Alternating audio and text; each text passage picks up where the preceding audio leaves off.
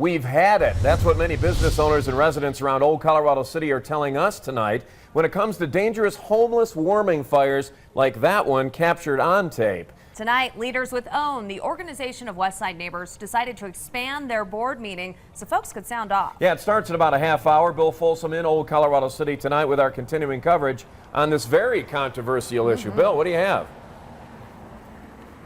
Yeah, just down from here is Fountain Creek. That's where they're starting to see a lot more camping that has been typical. You come up a block and you have some of those old classic homes that date back more than a century, and then you come into the classic architecture here of downtown, or the downtown area of Old Colorado City, where you have all these businesses. Well, after a story we did earlier this week on a warming fire getting out of control and threatening businesses near here, we've been hearing from those residents, from these businesses who are saying, hey, we are concerned about the camping that's going on.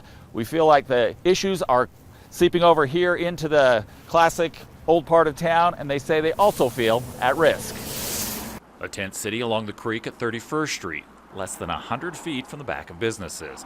One of many camps at the edge of Old Colorado City. We feel like we're under siege. It's not that we don't have a heart. I have a Colorado Springs Police Department commander's citation that says otherwise for helping get some of these people off the street.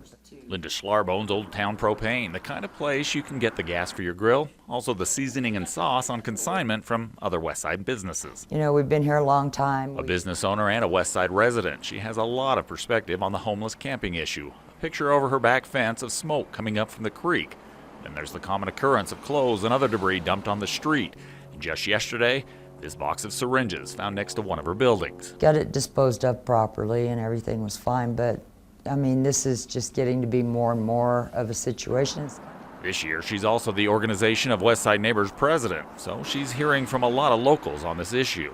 The fires scare people. This is a very old section of Colorado Springs. A lot of the buildings and the homes over here are 100 years old or older.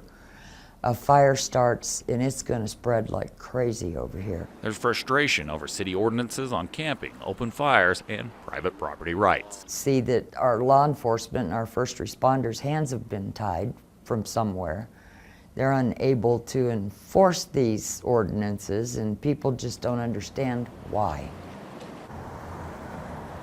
The meeting is scheduled to start at 6:30. It's an extension of a meeting that's already going on about Bancroft Park. City Council, County Commission, law enforcement are all supposed to be represented at that meeting. It happens at the Westside Community Center. That is at 16th and Bijou, just a couple of blocks from here in the heart of Old Colorado City. Watching out for you live, Bill Folsom, News 5.